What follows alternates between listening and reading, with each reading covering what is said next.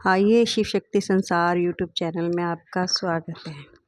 ब्रह्मा और विष्णु द्वारा शिव की स्तुति करते हैं।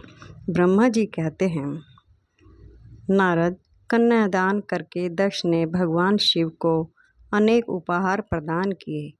उन्होंने सभी ब्राह्मणों को भी दान दक्षिणा दी। तत्पश्चात भगवान विष्णु अपने पत्नी लक्ष्मी जी सहित भगवान शिव के समक्ष हाथ जोड़कर खड़े हो उनकी आराधना करने लगे। वे बोले, हे दया सागर महादेव जी, आप संपूर्ण जगत के पिता हो और देवी सती आपकी माता है। भगवान, आप दोनों ही अपने भक्तों की रक्षा के लिए और दुष्टों का नाश करने के लिए अनेक अवतार धारण करते हैं। इस प्रकार उन्होंने शिव सती की बहुत स्तुति की। नारद, मैं आपके पास आकर विधि के अनुसार फेरे कराने लगा। ब्राह्मणों की आज्ञा और मेरे संयोग से सती और भगवान शिव ने विधि पूर्वक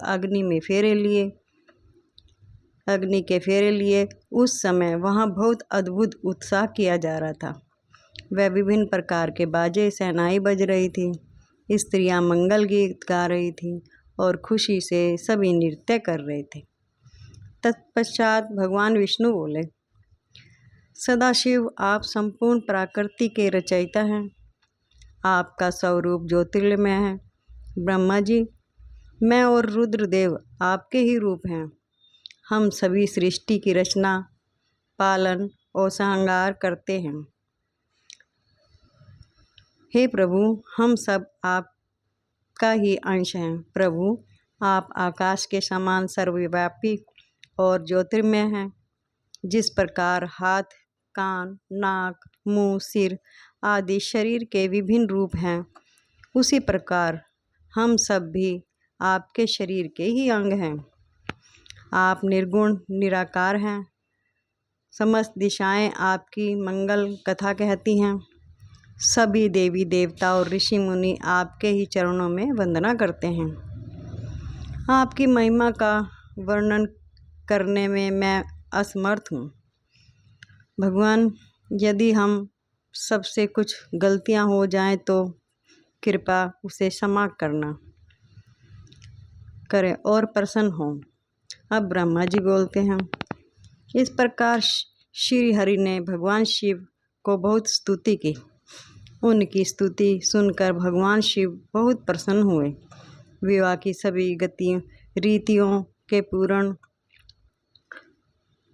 होने पर हम सभी ने महादेव जी एवं देवी सती को बधाइयाँ दी तथा उनसे प्रार्थना की कि वे अपनी कृपा दृष्टि सदैव सभी पर बनाए रखें, वे जगत का कल्याण करें। तत्पश्चात भगवान शिव ने मुझसे कहा, हे भगवान, आपने मेरा विवाह कार्य संपन्न कराया है, अतः आप ही मेरे आचार्य हैं। आचार्य को कार्य सिद्धि के लिए दक्षिणा अवश्य दी जाती है। इसलिए आप मुझे बताएं कि मैं दक्षिणा में आपको क्या दूं। महाभाग, आप जो भी मांगेंगे मैं उसे अवश्य ही दूंगा। मुने, भगवान शिव ने इस प्रकार के वचन सुनकर मैं हाथ जोड़कर उनके सामने खड़ा हो गया। मैंने उन्हें प्रणाम करके कहा, हे देवेश, यदि आप मुझे अपना आचार्य मानकर कोई वर देना चाहते हैं तो मैं आपसे यह वर मांगता हूँ कि आप सदा इसी रूप में इसी वेदी पर विराजमान रहकर अपने भक्तों को दर्शन दें। इस स्थान पर आपके दर्शन करने से सभी पापियों के पाप धुल जाएं। आपके यहाँ विराजमान होने से मुझे आपका साथ प्राप्त हो जाए। मैं इसी वेदी के पास आश्रम बनाकर यहाँ निवास करूँगा और तपस्या करूँगा। हे प्रभु, मेरी यही इच्छा है। चैत्र मास के शुक्ल पक्ष में त्रयोदशी को पूर्वा फाल्गुनी नक्षत्र में रविवार के दिन जो भी मनुष्य भक्ति भाव से आपका दर्शन करे उसके सभी पाप नष्ट हो जाएं। रोगी मनुष्य के सभी रोग दूर हो जाएं।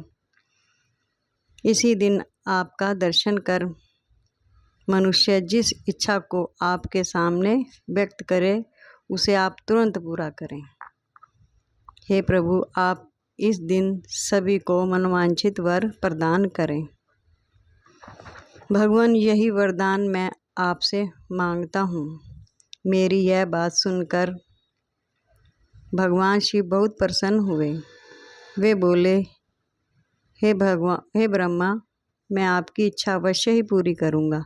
तुम्हारे वर के अनुसार मैं देवी सती सहित इस वेदी पर विराजमान रहूँगा।